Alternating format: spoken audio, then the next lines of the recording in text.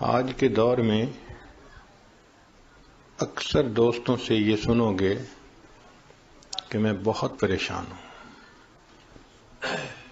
یہ پریشانی مالی ہو، اولاد کی طرف سے ہو، گھر کی طرف سے ہو، کام کاروبار کی طرف سے ہو، مگر یہ بات طے ہے کہ آج کے دور میں ہر بندہ آپ کو پریشان نظر آئے گا،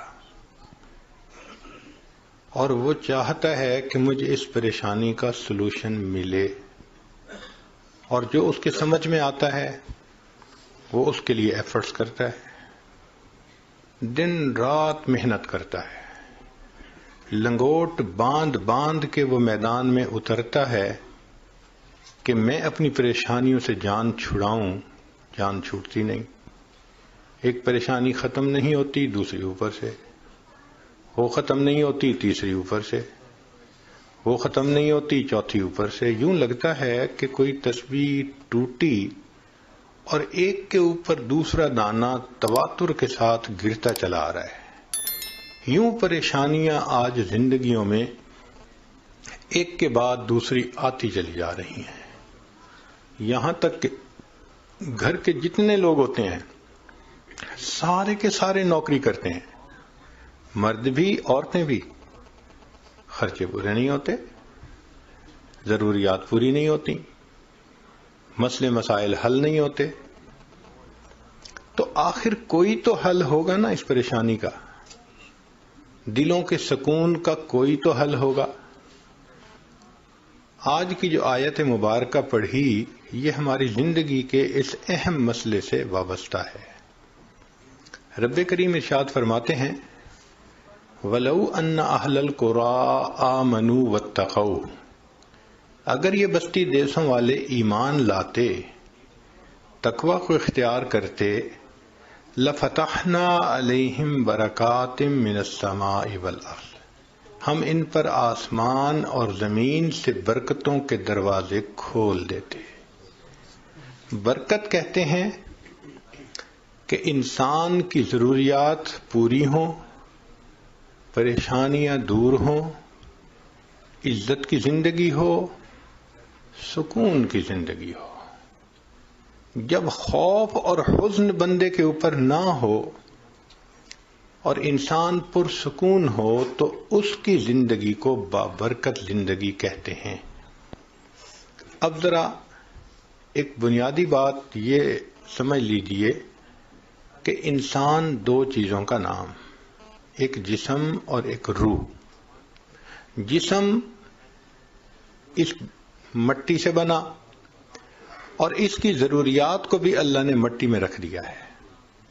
چنانچہ جسم کی جتنی ضروریات ہیں زمین میں ہیں. سبزیاں زمین سے نکلتی ہیں، پھل زمین سے نکلتے ہیں، ہمارے کھانے کی باقی جتنی بھی چیزیں ہیں سب زمین سے اگتی ہیں. پھر ہمارے لباس کی فصل زمین سے، جو ہم مکان بناتے ہیں اس کی اینٹیں بھی زمین سے، ماربل بھی زمین سے، سٹیل کی اگر مائن دیکھو تو وہ بھی زمین سے. غرض انسان کو مادی طور پر زندگی میں بدن کی جو ضرورت ہے زمین سے نکلتی ہے. پانی دیکھو تو زمین سے. تو اللہ تعالیٰ نے بدن کی سب ضروریات کو زمین میں رکھ دیا. انسان کے روح عالم امر سے آئی ہوئی چیز ہے، اوپر سے آئی ہوئی چیز ہے. یسألونک عن الروح قل الروح من امر ربی، آپ فرما دیجئے کہ روح میرے رب کا امر ہے. تو یہ عرش کے یعنی اوپر سے آئی ہوئی چیز ہے. اب اس روح کی ضروریات بھی اوپر ہی سے آنے والے انوار و تجلیات ہیں. تو جسم کی ضرورت اور ہے، روح کی ضرورت اور ہے. کھانا مل گیا، پانی مل گیا، گھر مل گیا، لباس مل گیا، بدن کی ضرورتیں پوری ہو گئیں، مگر روح کی ضرورتیں اور ہیں. وہ کیا ہیں کہ جب انسان کے دل کے اندر نور اترتا ہے، نبی علیہ السلام نے ارشاد فرمایا علیکم بمجالس العلماء، تمہارے اوپر لازم ہے کہ علماء کی مجالس اختیار کرو، واستماع کلام الحکماء، اور تم داناؤں کی باتوں کو سنو۔ فإن اللہ تعالی یحیی القلب المیت، کہ اللہ تعالی مردہ دلوں کو اس طرح زندہ کرتے ہیں جس طرح کہ بارش سے مردہ زمین کو زندہ فرما دیتے ہیں۔ تو مردہ زمین بارش سے زندہ ہو جاتی ہے، اور مردہ دل حکمت کی نور بھری علم بھری باتوں سے زندہ ہو جاتے ہیں۔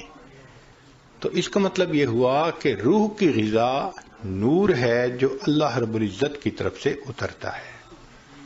اب آج جسم کو اگر غذا نہ ملے تو جسم کمزور، بیمار، اٹھنا مشکل، کوئی وزن اٹھانا مشکل، اس لیے کہ بدن بیمار جو ہے۔ اسی طرح روح کو غذا نہ ملے تو روح کے لیے اعمال کرنے مشکل، نماز پڑھنی مشکل، تلاوت مشکل، تہجد میں اٹھنا مشکل، نظر کا حفاظت مشکل، سچ بولنا مشکل، سارے نیک اعمال مشکل ہو جاتے ہیں۔ اور یہ تو ہم تجربہ کرتے ہی ہیں۔ ہم چاہتے ہیں کہ نظر کی حفاظت کریں، نہیں کر پاتے۔ ہم چاہتے ہیں کہ کسی کو ہرٹ نہ کریں، پھر کر بیٹھتے ہیں۔ ہم چاہتے ہیں غصہ نہ آئے، پھر آ جاتا ہے۔ اس کا مطلب یہ کہ روح کمزور ہے، وہ یہ اعمال کرنے سے قاصر ہے۔ اس لیے اللہ تعالیٰ نے فرمایا نماز کے بارے میں وَإِنَّهَا لَكَبِيرَةٌ إِلَّا عَلَى الْخَاشِعِينَ، یہ نماز بھاری ہے سوائے ان لوگوں کے جن کے دلوں میں خشوع ہوتا ہے۔